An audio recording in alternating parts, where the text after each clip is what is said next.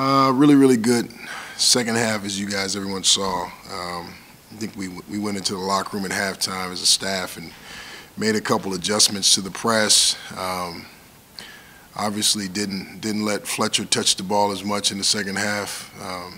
He really shot the ball well in the first half, and so we kind of just focused on not even letting him catch. Like that was the game plan. Play a little bit more zone in the second half. We felt like in the first half they took advantage of us a little bit against man, running him off, running Fletcher off staggers, and he has such a quick release that it was tough for our guys. And so very happy with our second half today. What was the adjustment that was more effective? Don't let Fletcher catch the ball. Don't let Fletcher McGee catch the ball. That was make him beat us in the paint.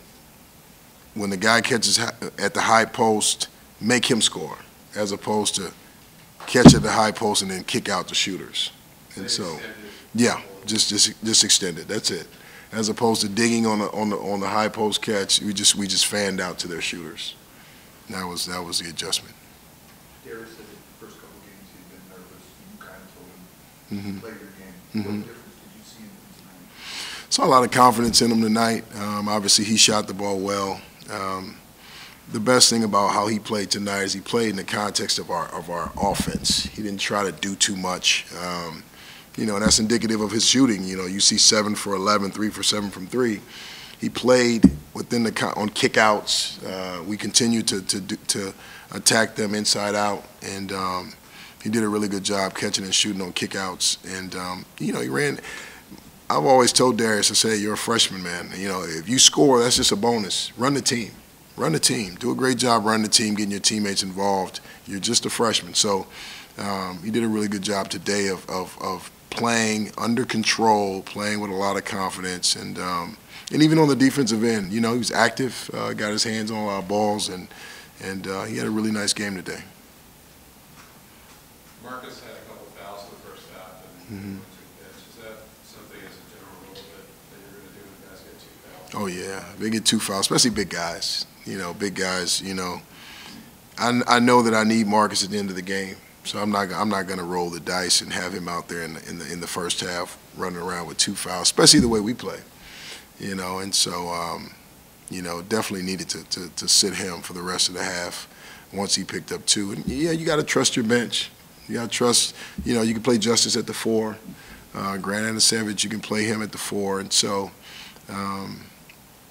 Now if King and Marcus are both in foul trouble, then maybe it's a different situation. But, one of those guys pick up 2, they got to go to the bench. How frustrating was it for Grant to have those two lane violations and then the maybe not in travels there in the first half? Yeah, I mean, frustrating at the time, in the moment. But, he's young, hopefully we'll never see that. We won't see that again moving forward.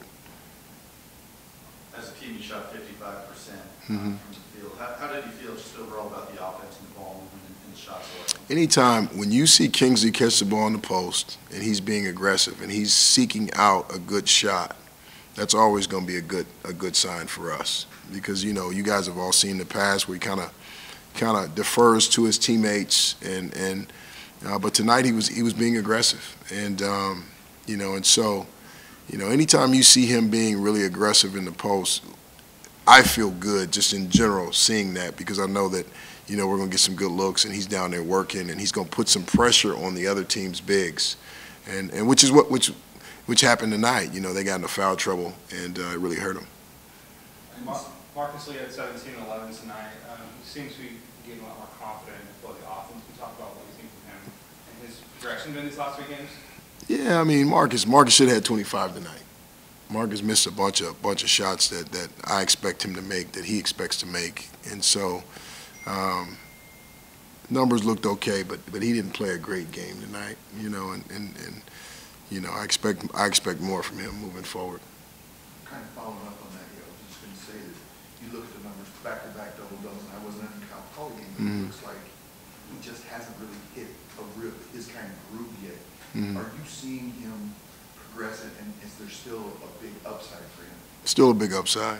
I think he can play even better than what he did today, and you know, he just has such natural gifts that, you know, maybe my expectations are too high, but I think he has more in his tank than what he's giving us right now.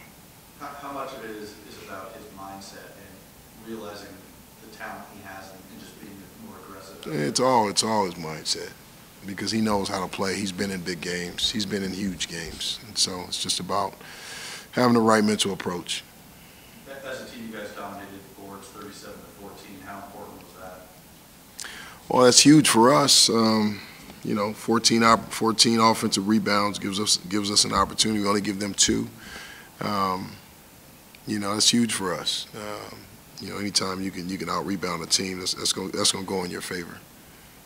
As the game kind of went on, I saw Wofford kind of start to cool off and Gee started to cool off. Just how much of that was just you guys having more weapons and grinding than for 4 minutes? Well, tonight I really focused on getting fresh bodies in there tonight. I really ran guys in and out, and you know, that was the game plan all along, was to wear them down a little bit, and I think it worked. And you know, against our press, you see them bringing their 5-man up as release.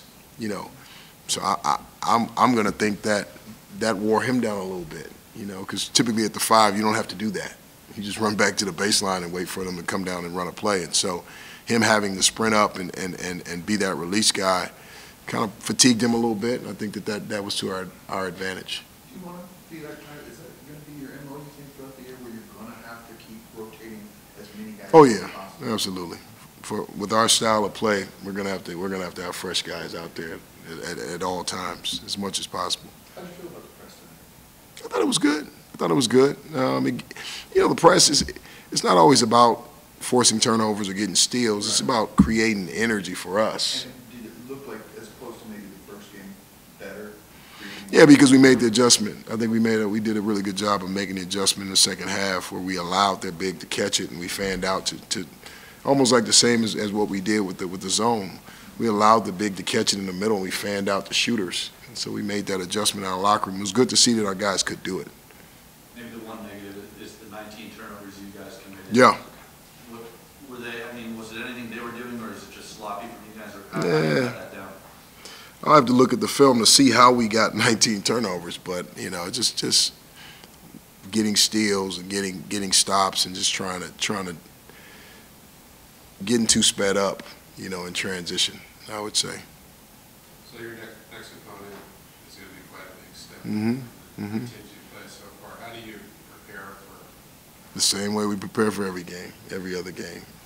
Come in with a game plan, try to dissect what their strengths and weaknesses are, and going into the game knowing, you know, exactly what we should see, and just having our guys, you know, ready to play.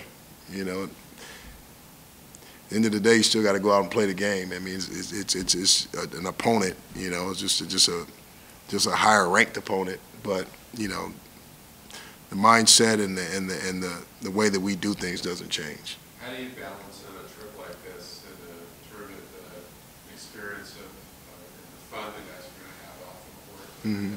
having, you know, playing 3 games in 3 days, and the work that has to go into that? Yeah, I mean, when it's time to play, everything else, you know, just kind of goes out the window. You know what I mean? We got to focus in and get it done. Being in Hawaii, we were in Hawaii last year. You know, when it's time to play, when it's time to practice, everybody has to be focused in. When it's time to play, same thing. Nice location doesn't change. You know, it's a business trip. It's not a trip for fun. Jawan's first game of the season, how was he feeling after the game, and how big was it to get sort of a game under his belt before you guys won? It's huge to get a game under his belt.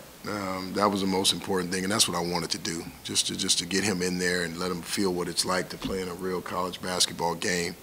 And I thought he did well. You know, he obviously he's gonna be better.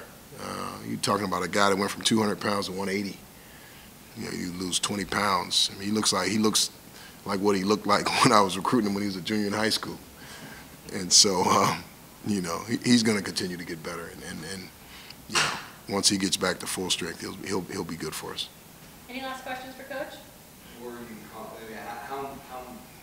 conscious were you of, hey, we can't let him stay out there for 5 or 7 minutes at a time. He's got to I just watched his body language. Just watched his body language, you know, and once he started to kind of look tired, I sent someone else in to get him. Thanks, everybody. Thanks, guys. Coach.